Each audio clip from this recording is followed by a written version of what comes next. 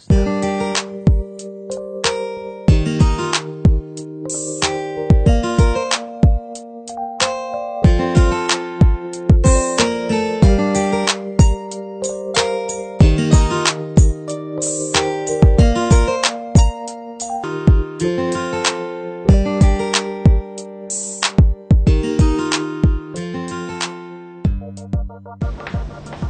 Halo, saya Randy Rahmat, Digital Development dan Digital Sales Coordinator Proxys Consulting Group. Dalam 10 menit ke depan, video ini akan menjelaskan kepada Anda mengenai IT risk dalam perusahaan oleh Solution Leader, Governance, Risk Compliance, and Managing Director Proxys IT, Andrianto Mulyono, MMCLA 9001 CLA 2761. Selamat datang di Talk at Proxys bersama saya Andrianto Mulyono dari Proxys IT yang pada saat ini akan menyampaikan mengenai bagaimana risiko di IT dikelola.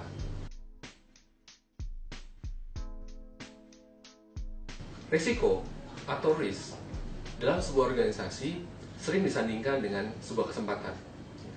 Sehingga risiko dan kesempatan atau risk and opportunity adalah bagaikan seperti mata uang dengan dua sisi yang berbeda. Semua organisasi harus melakukan pengelolaan risiko agar sasaran-sasaran organisasi dapat tercapai. IT merupakan bagian dari organisasi, tentunya mempunyai risiko-risiko, baik itu risiko dalam bentuk aset, proses bisnis, yang tentunya akan menjadi risiko dari bisnis atau perusahaan juga.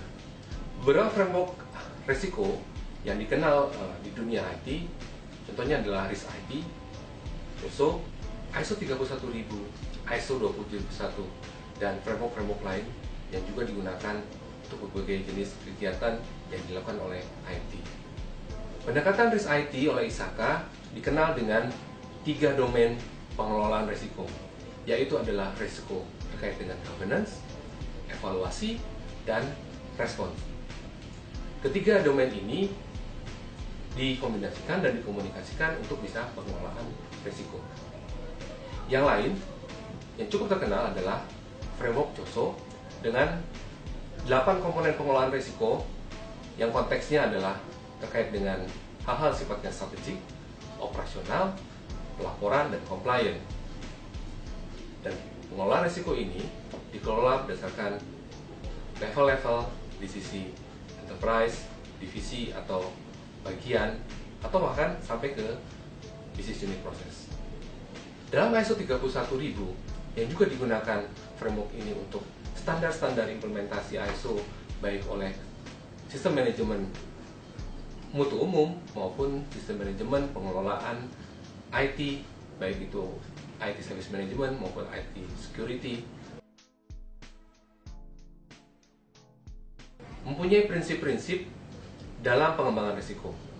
Yang pertama adalah prinsip bahwa pengelolaan risiko akan melindungi dan menciptakan nilai-nilai yang akan menjadi sasaran objektif sebuah organisasi atau perusahaan. Kedua, bagian terintegrasi dengan keseluruhan proses dalam organisasi. Artinya, risiko yang ada dalam organisasi itu adalah bagian yang terintegrasi. Sehingga semua proses harus dievaluasi sehingga diketahui risiko-risiko yang ada dalam setiap prosesnya. Karenanya, di prinsip yang ketiga tentunya adalah bagaimana risiko-risiko itu diterapkan kepada organisasi, apakah diterima atau tidak. Prinsip yang selanjutnya adalah memperhitungkan ketidakpastian. Dalam setiap bisnis, pengembangan sistem, pengembangan infrastruktur, tentunya ada risiko-risiko yang masuk dalam prosesnya. Ada ketidakpastian dalam setiap proses pengembangan sebuah sistem maupun sebuah proses. Sehingga ketidakpastian juga harus dilakukan evaluasi terhadap risiko-risiko. Organisasi harus menerapkan sebuah sistematis dalam pengelolaan risiko yang terstruktur dan tepat waktu. Karena setiap proses membutuhkan evaluasi dan efisiensi yang konsisten. Dalam pengelolaan manajemen risiko sesuai dengan ISO 31000 yang digunakan juga prinsip-prinsip dasarnya untuk mengelola risiko yang ada dalam implementasi ISO 20001 untuk keamanan informasi, ISO 20000 untuk IT Service Management. Dengan pendekatan prinsip-prinsip yang ada di ISO 31000, beberapa prinsip ini yang mendasari bagaimana sebuah manajemen risiko dilakukan. Melalui pendekatan sistematis seperti yang disarankan dalam ISO 31000, ISO 27001, dan ISO lain atau sistem manajemen yang lain, tentunya menjadi kontribusi efektif, efisien, dan konsisten untuk menghasilkan keluaran yang dapat diperbandingkan dan diandalkan dalam setiap proses pengelolaan risiko. Karenanya, dalam pengelolaan risiko dibutuhkan informasi-informasi yang harus tersedia, informasi historis, pengalaman perusahaan, umpan balik dari pemangku kepentingan, observasi, dan lain sebagainya. Bahkan penilaian terhadap sebuah risiko mungkin dibutuhkan penilaian spesifik dari tenaga ahli tertentu. Karena tentunya semua risiko ada hal-hal yang sangat spesifik.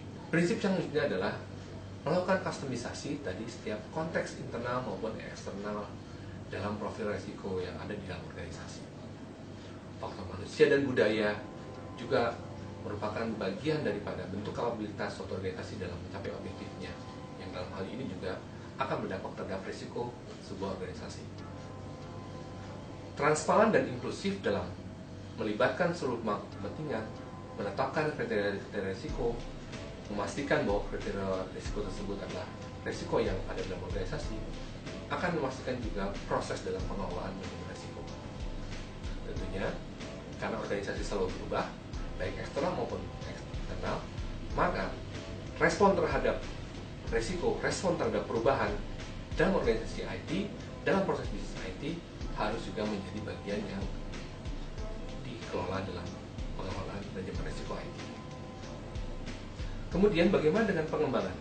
Tentunya pengembangan berkelanjutan, sasaran objektif setiap organisasi harus juga diukur tingkat maturitasnya untuk bisa memastikan bahwa proses risiko dikelola dengan baik.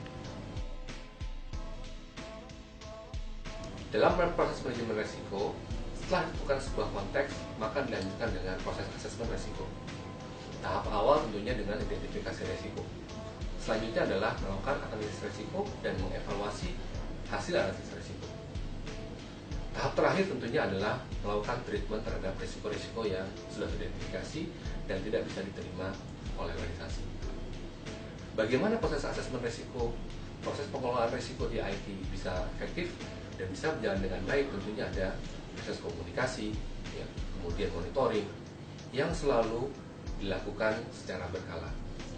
Tahap selanjutnya tentunya dari semua risiko yang sudah teridentifikasi, maka harus dilakukan treatment terhadap risiko-risiko tersebut.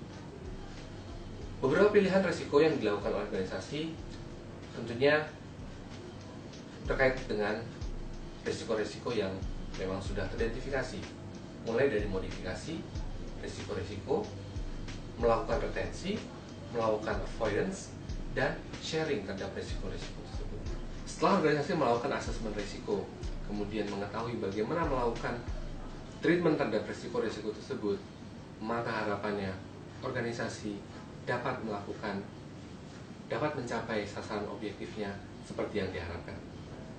Jika Anda ingin mengetahui lebih lanjut bagaimana mengembangkan organisasi, sistem manajemen, safety, keamanan informasi, IT, silakan subscribe di channel YouTube kami, Talk Explosive, di bawah ini.